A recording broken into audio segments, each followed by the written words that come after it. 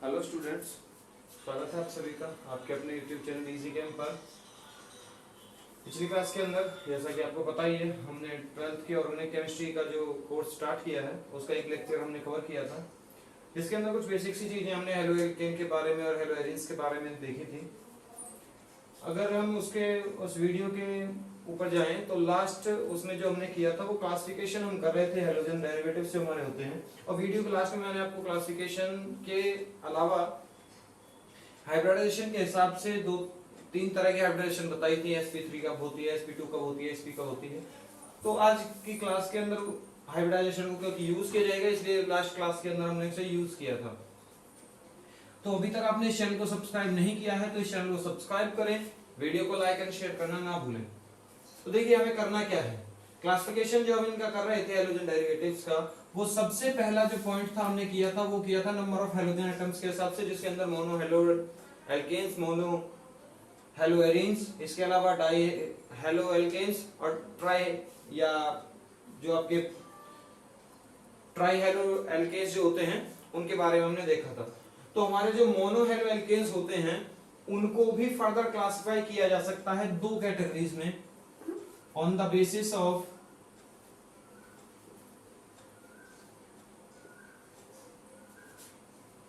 hybridization of carbon atom। पहला basis हो गया आपका on the basis of hybridisation of carbon atom, जिससे आपका जो हेलोजन एटम है वो कनेक्ट है, उसके हाइब्रिडाइजेशन क्या है उसके हिसाब से। और दूसरा आपका टाइप होगा नेचर ऑफ कार्बन एटम। हम नेचर देखेंगे कि जो कार्बन एटम जिससे कि हमारा जो हेलोजन एटम है वो कनेक्ट है उसका नेचर कैसा है, प्राइमरी है, सेकेंडरी है, टर्शियरी है, उसके हिसाब से सिंपल से तीन कैटेगरी इसके अंदर बनती हैं, उनके बारे में भी हम देखेंगे। तो चलिए स्टार्ट करते हैं फर्स्ट कैटेगरी की, on the basis of hybridisation of carbon atom. तो कार्बन एटम की हाइब्रिडेशन के हिसाब से अगर हम बात करें तो इसके दो पार्ट्स हैं, एक रहता है आपका sp3 हाइब्रिडाइजेशन और दूसरी जो कैटेगरी है इसमें वो है sp2 हाइब्रिडाइजेशन।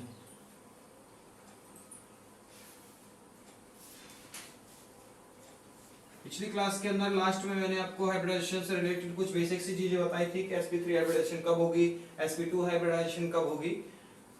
तो आपको याद रखना है कि ये जो हाइब्रिडाइजेशन आपको देखनी है, ये किसकी देखनी है, ये देखनी है उस कार्बन एटम की जिसके साथ आपका हेलोजन एटम कनेक्ट है।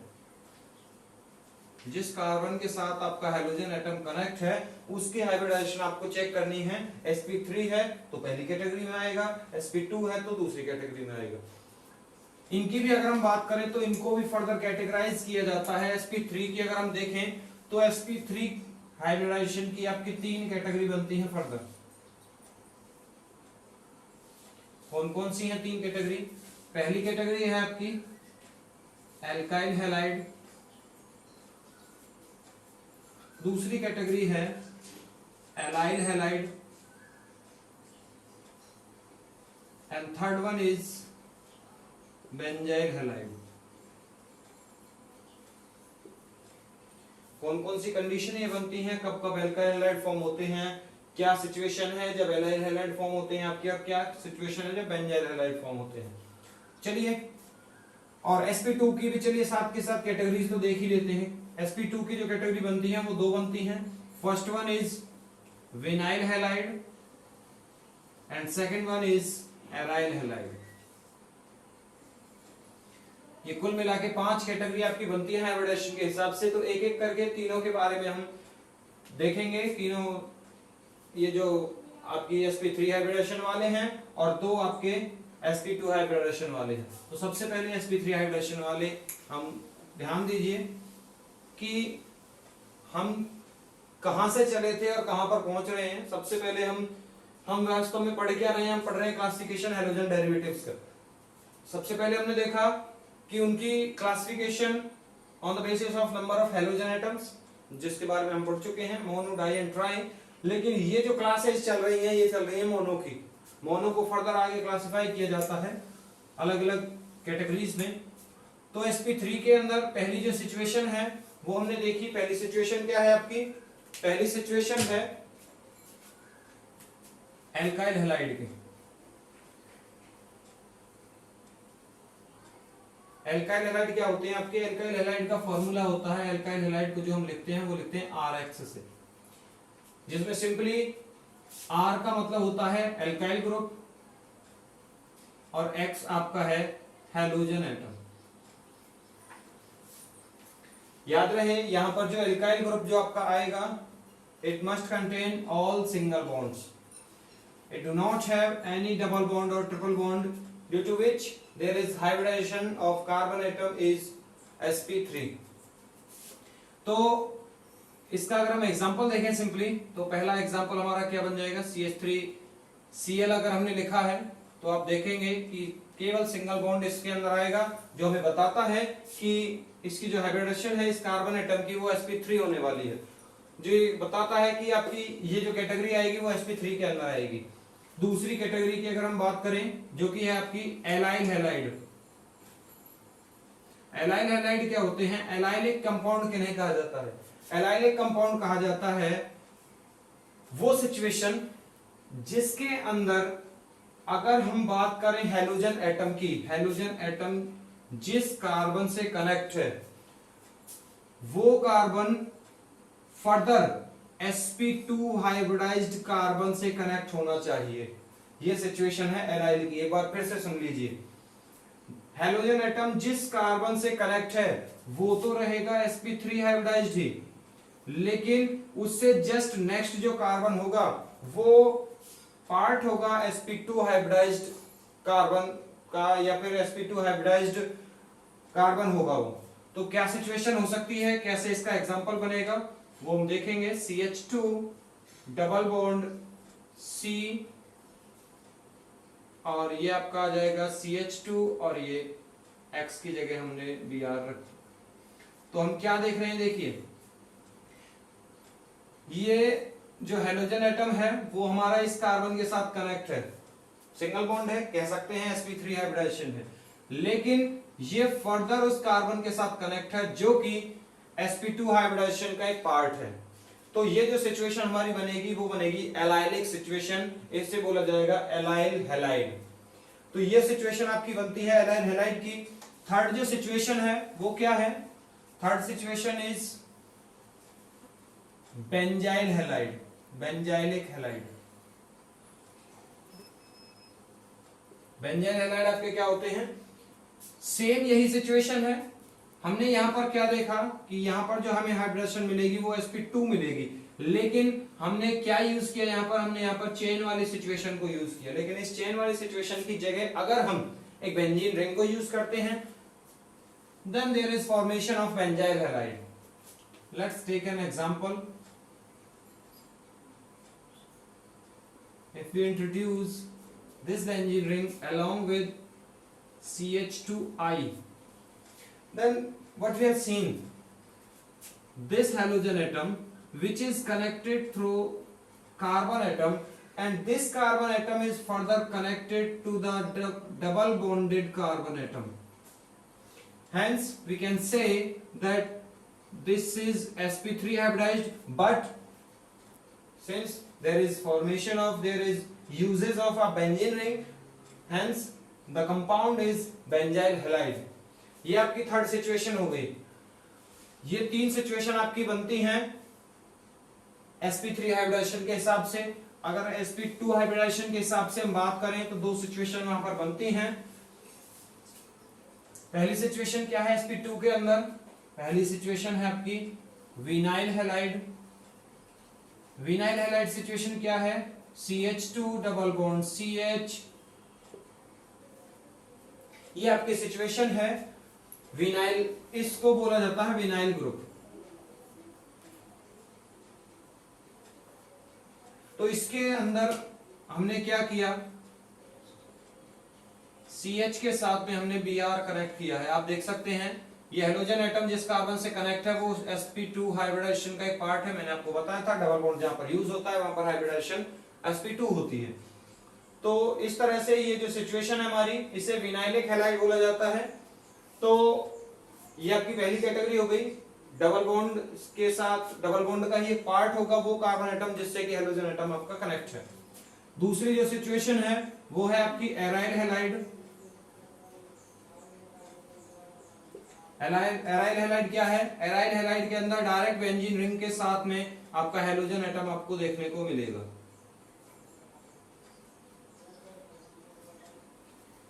बेंजीन रिंग के साथ में डायरेक्ट आपको अगर हेलोजन एटम दिखाई देता है तो उस सिचुएशन में उसे एराइल हैलाइड बोला जाएगा। ध्यान दीजिएगा, ये सिचुएशन एज इट इज रखते हैं, आपको कंफ्यूजन हो सकता है एराइल हैलाइड और बेंजाइलिक हैलाइड में।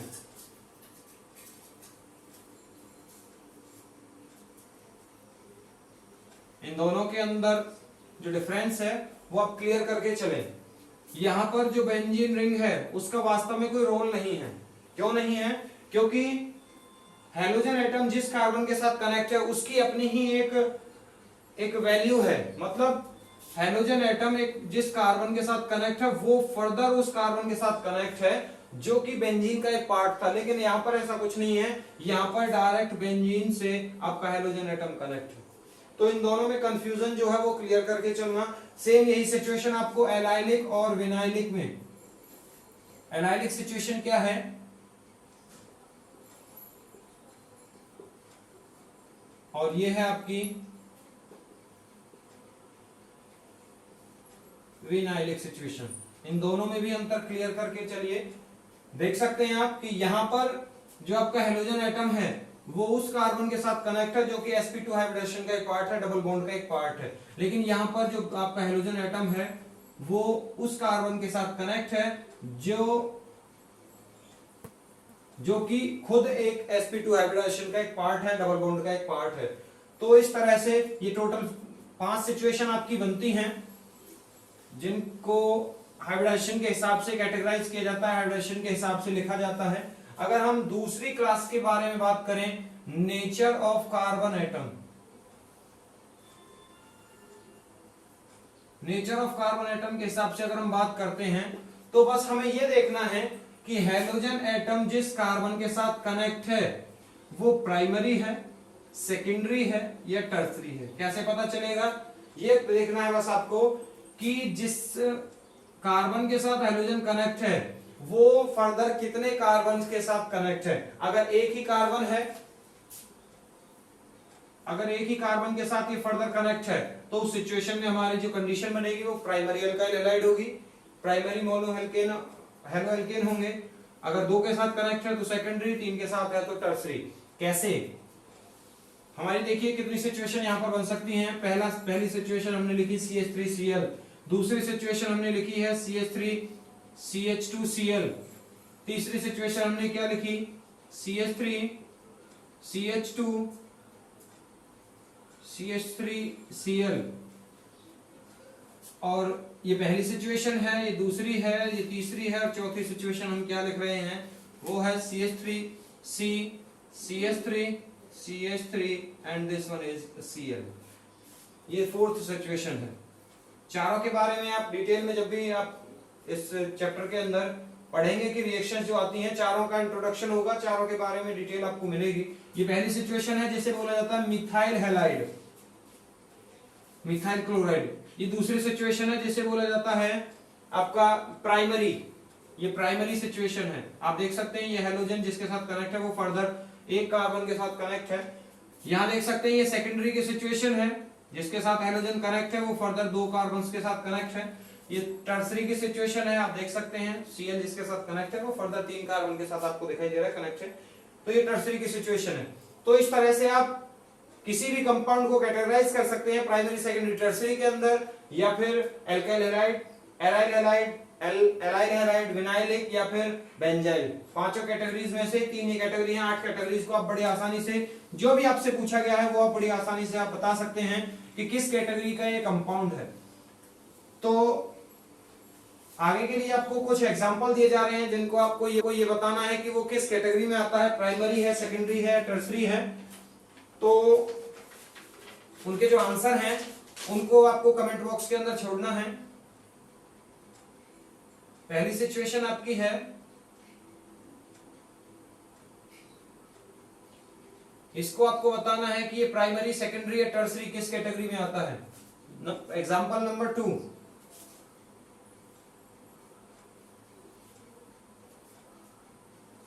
Example number 3,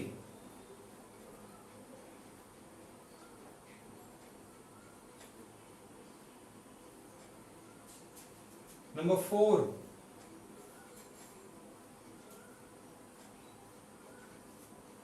number 5। इनको आपको बताना है कि ये किस कैटेगरी से बिलोंग करते हैं।